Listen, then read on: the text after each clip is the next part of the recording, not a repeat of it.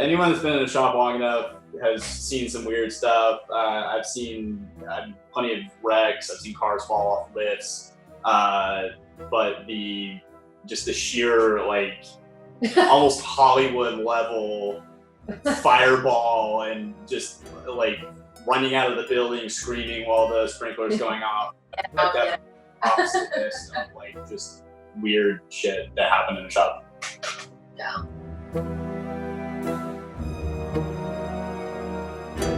It was a pretty normal day. Nothing really unusual. It was summertime in the South. It was very hot. The car was a diesel. Came in for running rough. First question was whether or not the client had put gasoline in it. He, of course, said no. And for whatever reason, everyone in the situation believed him. So the foreman felt like he had a pretty good idea of what was wrong, but he decided, since he was working with his apprentice, he would take the opportunity to run through some typical diagnostics, electrical diagnosis, checking for faults, fuel pressures. The final step was to check for contaminated fuel. Diesel fuel does not burn under typical atmospheric conditions. So when you're pulling fuel from a gasoline vehicle, you disconnect the battery. A lot of times you remove the battery. In a diesel, you don't have to do that because if you spill diesel on an electrical circuit, it's not likely to burn. So the technician used the low pressure fuel pump to extract a fuel sample. He decided to use a glass jar for whatever reason. And as he was filling it, it slipped out of his hand over the terminal 30 connection, which is where the positive connection for the battery comes together. Essentially, the positive wire runs from the battery to the terminal 30 connection. Anything that needs the positive connection then gets it from the terminal 30. So it's a junction for the positive connection on the battery. That's what the glass jar hit and broke over, and because it was actually gasoline and not diesel fuel, it burst into flames. The technician actually ended up in the hospital with some burns on his arm and face. The car, because then it got into the fuel system, some of the fuel lines melted. The car continued to burn beyond just that initial fuel sample. The flames ended up hitting the ceiling, and the fire marshal and a city engineer actually had to inspect the building because of that. And the car, the front end of the car pretty much melted more or less into a puddle. Yeah, initially everyone had to clear out. We closed all of the shop doors. I guess the idea was that we could close everything off and it wouldn't get oxygen and it would burn out, but it's not like the building was sealed. So I think that was just a panic move that didn't matter.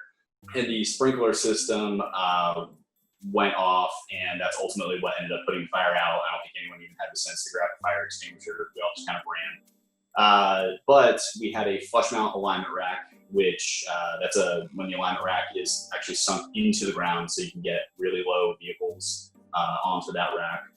So that completely filled up with water, ruined the rack, had to have a bunch of components there replaced. The special tool room, sprinklers went off in that. We had all sorts of special equipment, very high-end, very expensive equipment that had to be replaced. Personal tools for technicians got a lot of water on them. A lot of that had to be replaced. And we also had other customers' cars in the shop, and we typically would roll the windows down for various reasons. So some other cars actually ended up having some water damage from the sprinkler system. If I recall correctly, I don't think anything had smoke damage, but there was some water damage. Conversation with the owner was... He basically felt like we had lit his car on fire. He didn't use those words, but he felt like it was our fault. Like he had turned over his car to our care and we had lit it on fire. Eventually, between the owner and a couple of the service advisors, we were able to explain to him that the mechanism of his car catching on fire was not that we just like keep an open flame nearby. It's that he had given us incorrect information.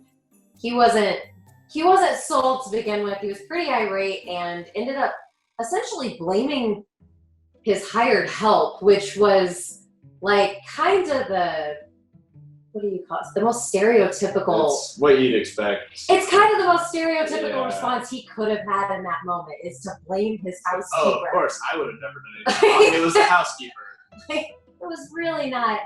He didn't handle it in the most classy way, but he wasn't happy. But eventually, he was like, you know, as long as you replace it, then I actually not even that. He had us replace the car and his perceived value of the car because he felt like Audi was going to continue paying out for the TDI scandal.